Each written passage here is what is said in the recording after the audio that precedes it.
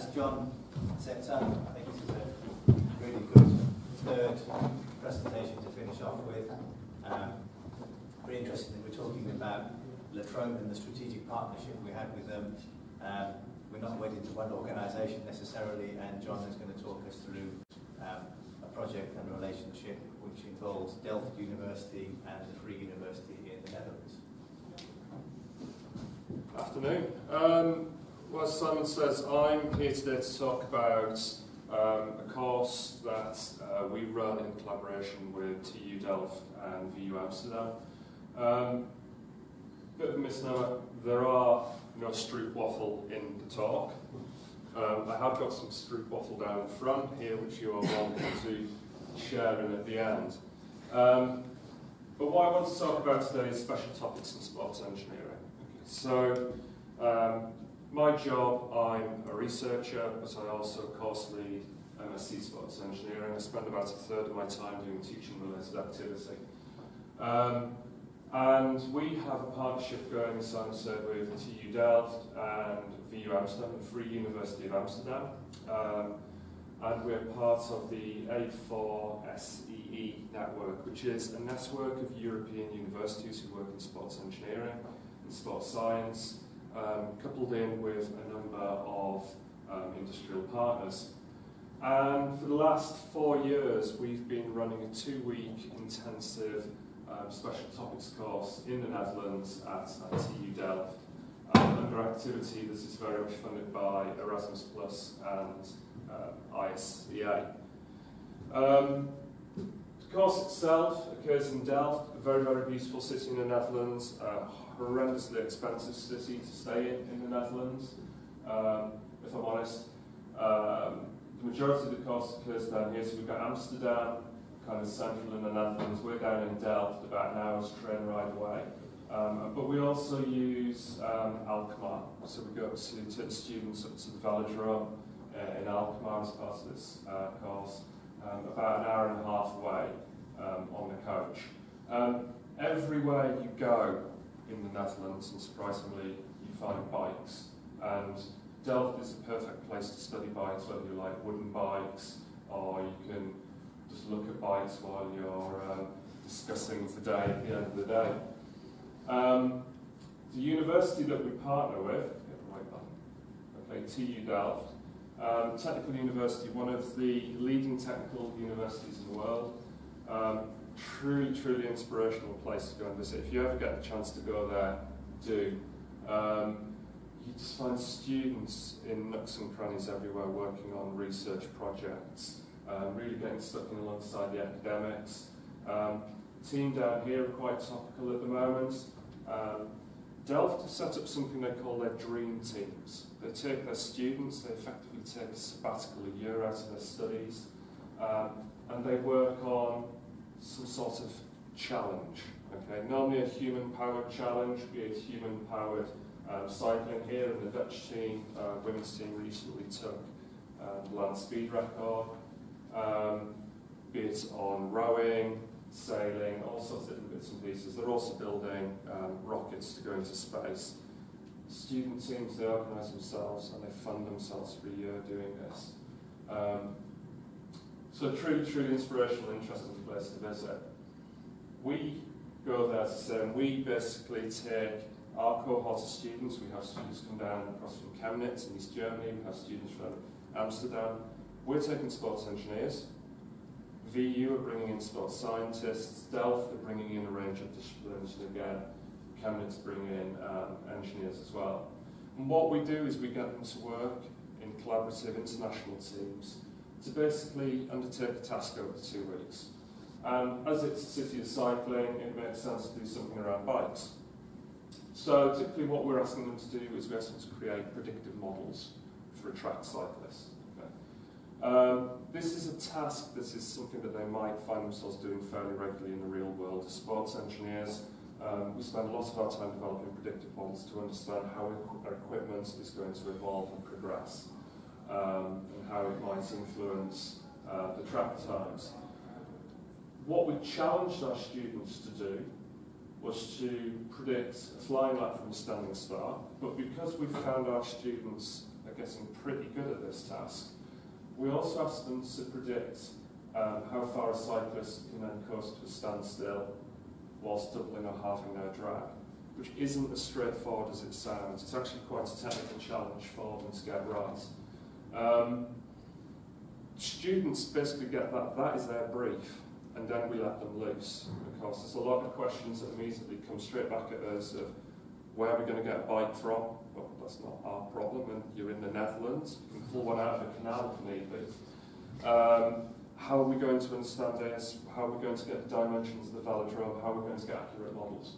Well, what we do, we don't leave them completely unattended. You know, we are out there for a reason. Myself and Marcus were out there this year looking after the cohorts, and we set them a series of lectures, a series of laboratories and workshops where we help them develop skills and work in teams to start to try and put together some of the building blocks to create these predictive models. So you can see here, essential item for giving any lecture to Dutch students, because they're pretty switched on, strong coffee. And we'll very much do hands-on bits and pieces with them. Okay. We also do workshops with them where we will take across kit that we work on and we've developed here with Elite Sport. So here we see an example of, am I allowed to mention this? TurboCam. Just check beforehand. Which was a system that was developed for British Triathlon, thank you.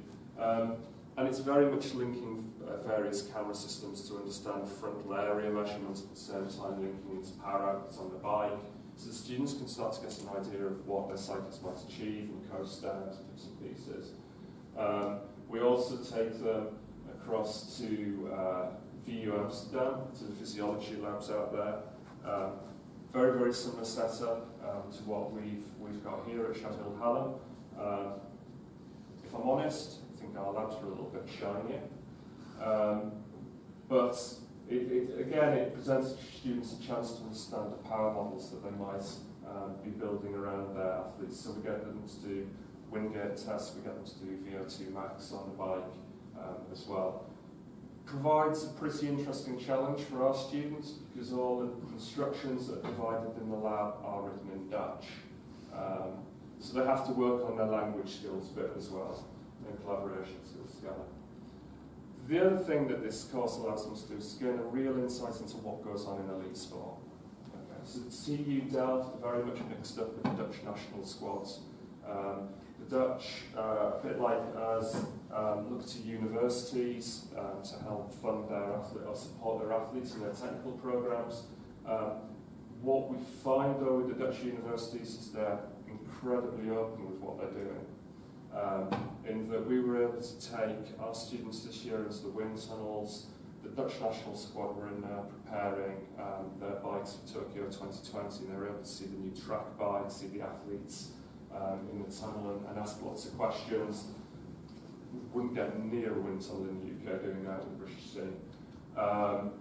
We're also able to get in guest speakers, so we had Thien van Eur from Team Sunweb, he's a sports scientist for Team Sunweb. He was able to come in and talk about their Tour de France preparations and again how they're creating predictive models.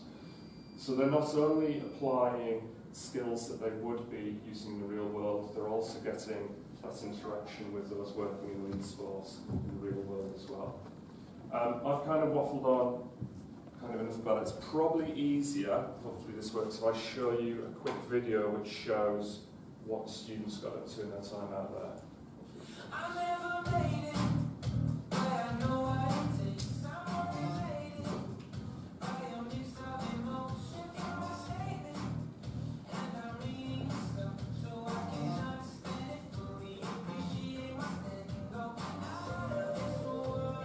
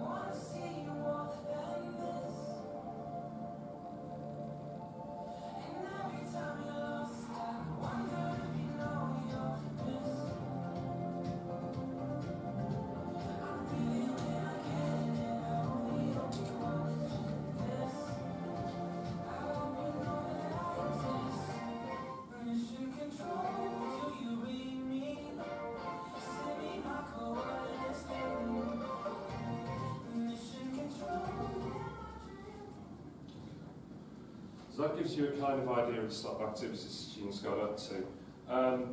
So throughout the 2 weeks, there was an awful lot of programming went on.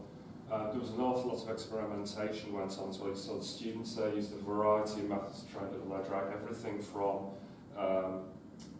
parachutes to wakeboards, all sorts of bits and pieces. The Dutch don't seem to have health and safety in their velodromes, so it's kind of anything goes. It was interesting, the team that won ended up using quite a technical approach. Actually, employed a Monte Carlo simulation in the end to work out what was their most likely time, and they got within a hundredth of a second. Yeah. It was truly impressive. Probably a high chance of luck in that as well, if I'm honest. But it's an activity that students do find incredibly valuable, and we think, we're off again, we think is incredibly valuable as well. I'm not going to read through the quotes here. They are available on our blog, and you can read what students thought of it.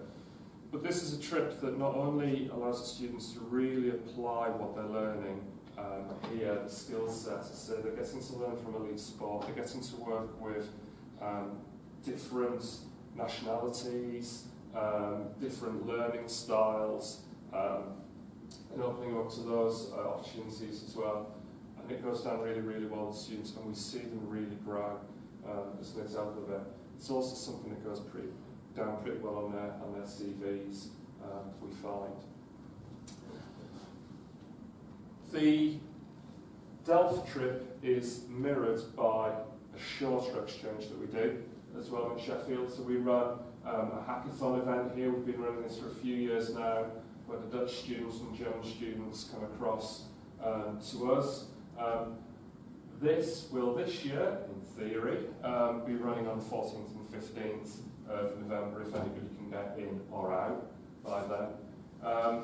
And it's a similar sort of small-scale activity. They're doing some hands-on making, they're doing some predictive modelling and so on. And again, it starts to build those links before we go out to the Netherlands in June.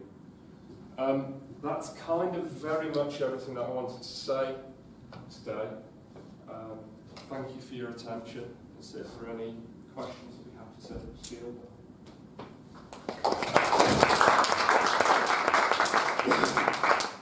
Thanks, John. That brought back very happy memories of my one bit of placement activity when I was at Vrije University, and we got to shadow the duty manager at Loughborough Leisure Centre for half a day. Didn't have opportunities like that in my time. Right, anyone got a serious question for John? It's a really interesting approach. Is this 2-week course, is it assessed? Is it part of the wider MSc? How does it work? It's assessed for the European universities. They are on a 2-year MSc model.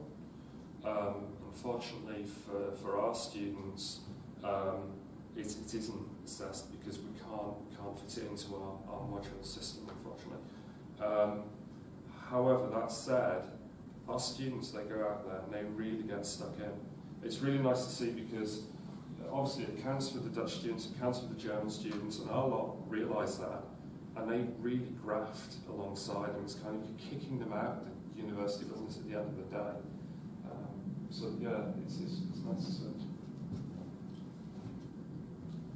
Anyone else? Okay. Thanks, John. Before you go, can I just mark your cards for, I think it's Tuesday, the 8th of October, our next session.